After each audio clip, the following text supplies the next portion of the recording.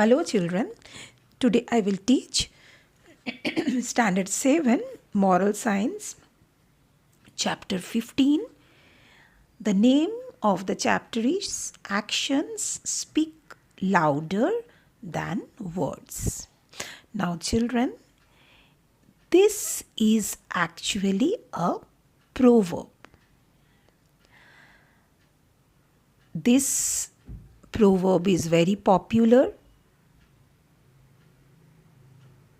This proverb holds a lot of value. So what is the meaning of this proverb? The meaning is that your actions or doing has more value and have more impact than what you speak. So it indicates that most of the people believe in what you do rather than what you tell them. To say something and to do something are two different things. It is a well-known fact that people often do not do what they say. It is why people value hard work more than mere promises. Okay, so as I told you the meaning of the proverb, and that is the name of the chapter, you must have understood what the chapter is about. It is about someone's actions, how it gives great value of someone's action rather than his words. And here we will see that the person who speaks something great, whether that same person does that great. That means only not speaking. What a person is doing, whether the person who is talking something, whether he is doing the same thing in his own life, that matters. And people will listen to that person who practice this thing, what he preaches. That means what he says. The person, what he says, if he practices the same thing, people will admire, people will respect that person, or will listen to that person. So let's see. Some persons, I'm just reading, some persons' words have a great effect on us. We resolve to follow what they preach. Why are we drawn to them? The reason is that these persons practice what they preach. That means we follow the people who practice what they preach. That means what they say others to do, they themselves do the same thing in their life. And we listen those people, what I said at the beginning. A person who is a big talker but does not practice what he says is never looked upon as a role model.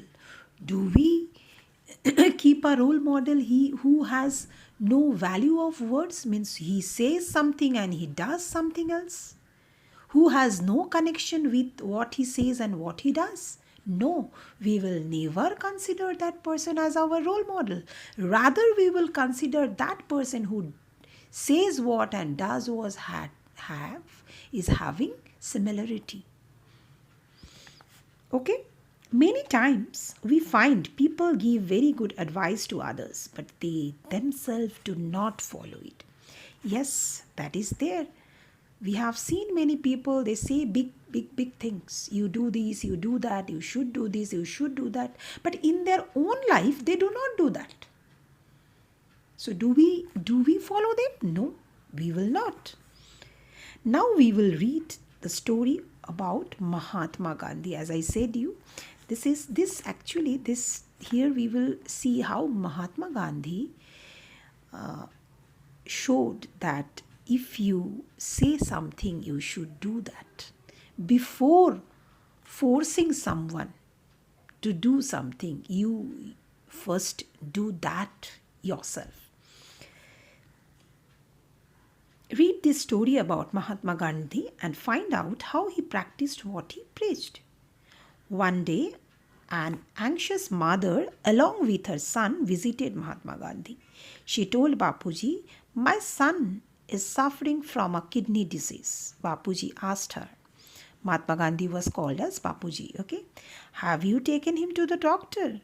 So one lady, one very anxious, very worried, one lady who was in worry, came to Mahatma Gandhi and she told that her son was suffering from kidney disease.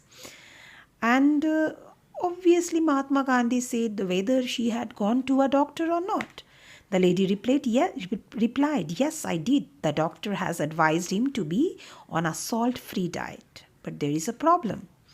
So the lady said, "Yes, I went and doctor advised him to have food without salt, because the person who has kidney disease or kidney failure or any kidney related problem, they are asked not to have food with salt." Okay. So then Bapuji asked her what the problem was. She said, "My son refuses to take saltless diet. But I'm sure, Bapuji, if you have a word with him, he will definitely follow your advice, as he is a great admirer of yours." Now, this lady has a faith in her mind that if Bapuji convinced her son, he might listen, because he was reluctant, he was not listening, he refused to take food without salt, because it is obvious no one will like to have food without salt. Salt gives taste to the food. We cannot have food without salt, leaving only sweets item. Okay, so that the problem the lady shared with Bapuji, Mahatma Gandhi, and she was very much sure that if Bapuji or Mahatma Gandhi convinced, then the boy will live, because boy was a great admirer of Mahatma Gandhi. The boy used to respect Mahatma Gandhi a lot. So he will listen to Mahatma Gandhi. That was the confidence of the lady, of the mother. Bapuji said, "Bring him to me next week. I will talk to him." But Bapuji didn't talk to the boy then and then. He said, "You bring him next week." The next week, the lady returned with her son to Gandhiji's house. Gandhiji looked into the eyes of the boy and said, "There is something that I would like you to do." The young boy asked. The young boy, actually, we came to know that he was a great admirer of Gandhiji. So the young boy was very curious to know and curious to talk to Mahatma Gandhi, and he was very much eager. So he said, "Yes. What is it? I will follow what you say." Because he said, "Yes, I will follow. Whatever you say, I will follow." Gandhiji said, "May I ask you to stop eating salt as the doctors have advised you?" The boy exclaimed, "Is that all?" Then he turned to his mother and said, "Ma, now no more salt for me. I will have food without salts in it." See, this boy was so much... he was having so much respect for Mahatma Gandhi that immediately he accepted what Mahatma Gandhi said, because Mahatma Gandhi said that, "You please stop. May I ask you to stop eating salt? Because your doctor advised." And the boy accepted. The boy told his mother that, "I will not." The mother heaved a sigh of relief. That means the mother was relaxed. She was very much relaxed, but she was bit confused. Why was she confused? It is obvious that is coming only. See, why was she confused? Gandhiji asked her, "Why do you look so puzzled? You should be happy that your son has agreed to stop eating salt." So Gandhiji naturally asked the mother that, "Why are you looking so puzzled, so confused? Because your son has left now, decided, agreed to leave salt, then you should be happy." The lady said, "Yes, of course I'm happy. Everything has worked out just as I had hoped. But there is one thing that is puzzling me." The lady said, "Yes, I am very much happy, but still something is puzzling me." That means she was confused. For what? Gandhiji said, what is it? She said, why did you tell me to come after a week? You could have said these words to my son on that day itself when I had come to you. So the lady was confused. Why? You understood? The lady was confused because why Gandhiji, the same day, the first time when she came to Gandhiji with the son, why Gandhiji did not talk to the son that same day and did not tell him the same thing? Why to wait for 1 week? Now we will come to know why. See, Gandhiji gave a warm smile and said, how could I have told the boy to stop taking salt when I myself was taking it at that time? It took me a week to give up salt completely. Then only I could tell your son to do it with a clear conscience. How can I tell a person to do something which I myself do not practice? So children, do you understand? Have you understood?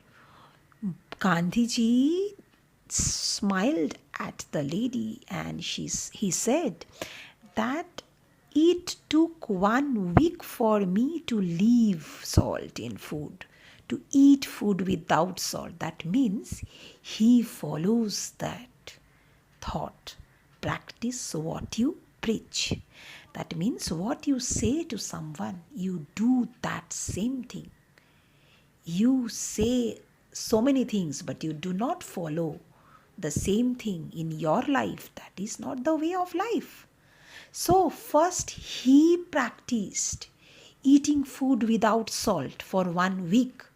And after that he felt that now he could convince someone or tell someone to leave salt from food. Okay? So he said at the last, how can I tell a person to do something which I myself do not practice? If I do not practice something, how can I say someone to do? So actions carry more meaning and importance than what a person says. A person must think twice before saying anything because words can be easily expressed, but doing it in reality takes real effort and dedication. So children, this is the story. This is the chapter with a very nice example. You should understand it. Now you see at the end it is given thought of the day. What we discussed, actually practice what you preach. Always remember this thought. This is very important. We will discuss the question answers later. Thank you, children.